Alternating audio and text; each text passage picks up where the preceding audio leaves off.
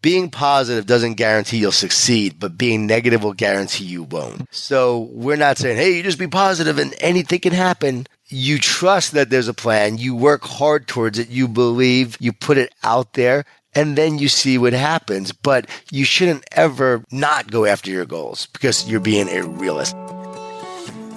Top leaders, meaningful conversation, actionable advice, bulldoze complacency, ignite inspiration, create impact. Produced by Southwestern Family of Companies. This is the Action Catalyst. Are you interested in advertising with the Action Catalyst? Our listeners could be hearing about your brand right here, right now. For details, shoot us an email at info@theactioncatalyst.com. Great episode for you today, John Gordon. He is just one of the most genuine, down-to-earth, coolest guys ever. I'm sure you've probably heard of the Energy Bus. Continues to stay on the bestseller list week after week after week, but he also wrote The Carpenter. He wrote The Seed. He wrote You Win in the Locker Room First. He works with a number of the NFL, NBA, and Major League Baseball teams, Fortune 500. Just an awesome, awesome guy. And he has a book that is out called The Power of Positive Leadership. And so that's why we brought him back on the show. John, welcome back, brother. Great to be back with you. Thanks for having me back. So what's this all about? Power of positive leadership? Where did the inspiration come from?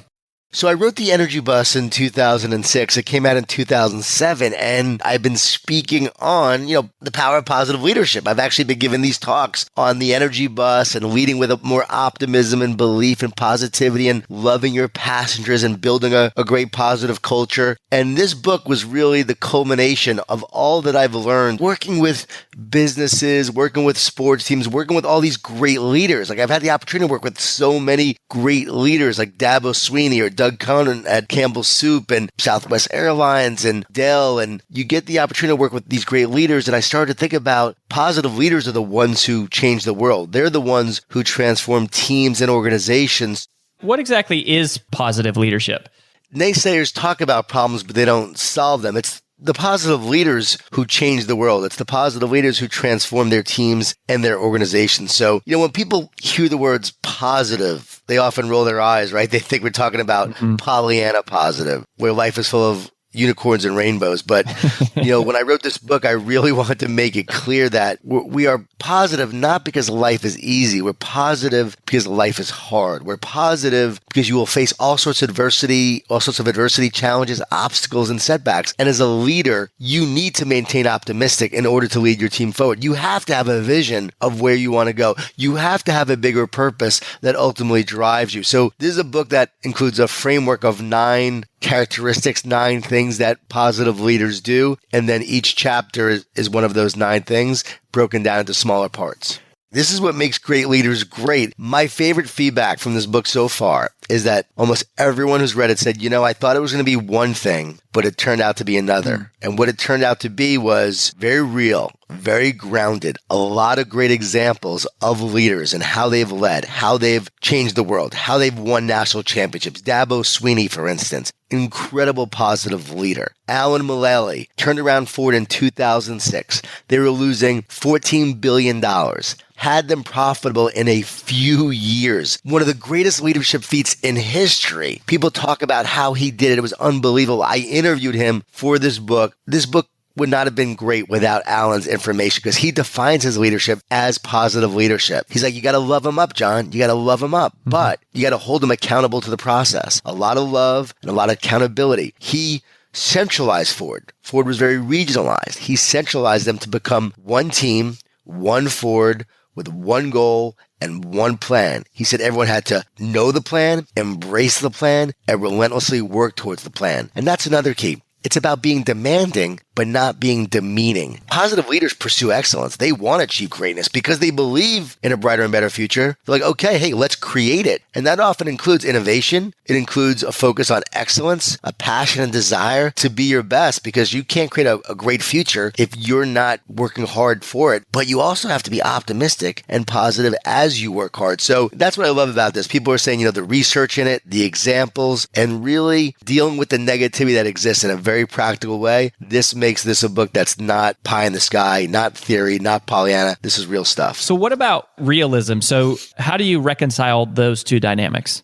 Well, you don't have to be an extrovert to be a positive leader. You can be an introvert first off. And I think it's important that we address that because people think positive leadership means you're bouncing off the walls, you're high energy. No, it's really from your essence of how you lead, the love you have, the passion you have from inside you. So it's not anything that you necessarily do, on the outside in an energetic or frenetic way. But there's something about positive leadership that says, I believe in a brighter and better future. So yes, these are challenges. We do address them in a realistic way. We confront the reality that exists. But because we're optimistic, because we're positive, we're finding ways and we're finding solutions to help be successful in the future. It's not pessimistic. It's not a complainer. If you're complaining, you're not leading. Complainers focus on problems. Positive leaders focus on solutions. So we have to understand too that it's all about, it's subjective. It's never objective. You talk about realism, people say, I'm just being a realist. I'm just being a realist. Sure. Well, yeah, you're being a realist, but guess what? Time and time again, Steve Jobs' team would say it was impossible to create the software, the hardware that he wanted created. They talked about this in his biography. They called it his reality distortion field. And time again, he would actually convince them they could do it. They said he distorted their reality from pessimism, or some would say realism, to optimism. And then time and time again, they accomplished the very thing that they thought was impossible because of his optimism. So leaders lead with this faith. They lead with belief. They lead with what's possible. So I think it's often dangerous to say, I'm just being a realist. I think it's okay to confront the reality, but why not say we could find a way to make it happen? When you looked at Ford, for instance, during the Great Recession, they had done everything right. They had done the restructuring. They were making great products now. They had a great platform for the Ford vehicles. Allen did everything right, and yet the Great Recession hit, and it looked like it was all for naught. But did they wallow? Did they complain? Alan Lally said, wallowing is not an option. Complaining is not a plan. We have a plan, and we'll continue to work towards it. If we have to adjust, we will. But positive leaders find a way forward. And without him, Ford doesn't turn it around. Without him, Ford doesn't save hundreds of thousands of jobs. Ford doesn't make it back. So it's incredible of what they're doing and how they're accomplishing great things. What happens if a realist was in his role? What happened if that was the case? I told my dad I want to be a writer and speaker. His response was, what the heck you want to do that for? That's a load of junk. That wouldn't amount to anything. My dad was a New York City police officer. In his mind, no, you focus on your restaurant. At the time I owned a restaurant. That's something that's real. That's something you can make money at. Writing and speaking, doing that for a living. For him, he was being a realist. He wasn't even trying to be negative. He was just being a realist of how he saw the world. But I didn't see the world as he saw it. I saw it through an optimistic lens, and I pursued my passion with a vision. I think that's a very real example that we confront all the time. Now, will I ever play in the NBA? I could say, I'm going to go play in the NBA right now. That is not being realistic, and that is not even optimistic. That is a pipe dream. It's so hard to identify what the difference is. The difference is when my son is growing up and he's a tennis player and he says, I want to play professional tennis. And I say to him, you know what? If you have a dream, work towards it. Let's see what God has in store. Let's see what the plan is. But should I ever crush his dream and said, that's not realistic? No. So I believe you have a dream, you go for it. As he gets older, you'll start to see if that's now possible, if that's realistic. Now he's a junior, right, in high school. We're starting to see, is it possible? Still too early to tell because he's good, but he's not great. But they say he has a lot of potential. So he could become great over the next couple of years. So I'm never going to shoot it down. I'm never going to say that's not a possibility. You see what happens, and then you trust that God has a plan. Being positive doesn't guarantee you'll succeed, but being negative will guarantee you won't. So we're not saying, hey, you just be positive and anything can happen. No, I like what Max Lucado said. He said, you can't be everything or anything you want to be because you really can't, but you could be everything that ultimately God created you to be. You trust that there's a plan. You work hard towards it. You believe, you put it out there, and then you see what happens. But you shouldn't ever not go after your goals because you're being a realist. Like, you know what? People from our family don't achieve success like that. People from our part of the neighborhood and our part of the town don't go after dreams like that. People in our family don't go to college. Over and over again, you'll hear things like that from people. And that's why I say it's dangerous to tell people what they can't do. The world needs more encouragers, believers, inspirers to inspire people, to encourage them to what they can do. But then someone say, it's dangerous to tell someone to go out to California and pursue their dream of acting. They could fail and come back and be miserable. Only if they allow that failure to define them. And so if it's an experience that you get pursuing something and you don't succeed, then you don't succeed. My brother was an actor right out of college. He pursued acting. He worked in New York City. He bartendered for years while he pursued acting. He never made it and was never a huge success with acting. He never really also committed to being great. That's part of the journey. But he then got into sales, became very successful in sales.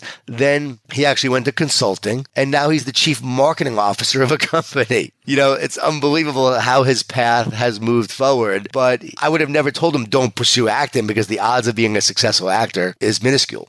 When Dabo Swinney, for instance, was fired as a coach, in Alabama, the whole coaching staff was fired. He went into real estate, for a couple of years and then went back to pursue coaching. Now, if he was a pessimist, he would say, you know what, that coaching thing, I don't want to lose my job again. I'm not going to go after it. He said, no, the best is yet to come. I'm going for it. So now he's a wide receivers coach and a recruiting coordinator at Clemson. Then he gets the job as the head coach because Tommy Bowden was let go. And so now he steps into this opportunity. He meets with the board of trustees, and the board of trustees says, we want to create a program, a football program that's like Florida, that's like Michigan. We want to be like them. And Dabo's in that meeting and he says, sir, I respectfully disagree, but my vision is so much bigger than that. I want to create a program where they want to be like us. That's my vision. And so here he was now saying this. They probably thought this guy is crazy, right? This guy is full of pipe dreams. He's got a lot of words, but let's see what happens. Yeah, sure, Dabo, thanks. We'll see you in a couple of years when you're not coaching here anymore. But he believed. And then he walks into the room with a sign that said, I can't, with a T crossed out, and another sign that said, believe. And he starts to instill that program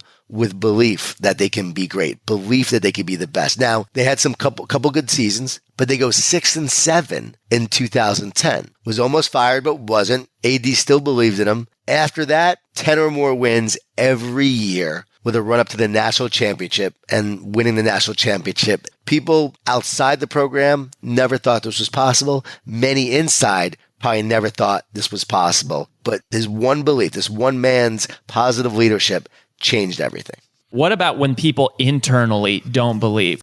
Yeah, I'm glad you asked that. Key story. Donna Orander takes over the WNBA. She had left the PGA Tour to take over the WNBA to become the commissioner. There was so much negativity in the WNBA. There was a lack of belief that people cared about women's basketball. There was a belief that they didn't care.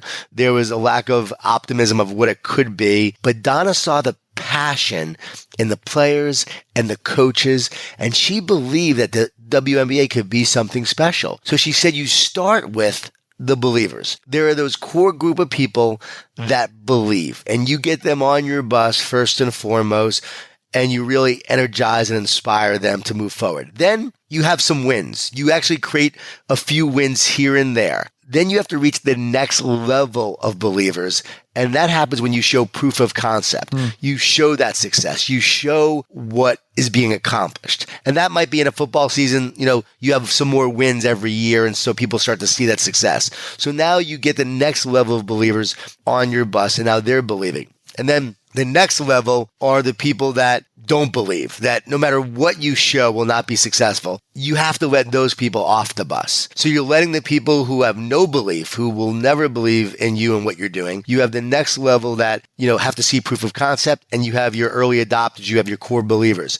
So she said you create a system of collective belief going through one group at a time, and that's how she did it. And I share that in the book. It's some great advice. What a practical way, like a systematic way to go about creating transformation from the inside.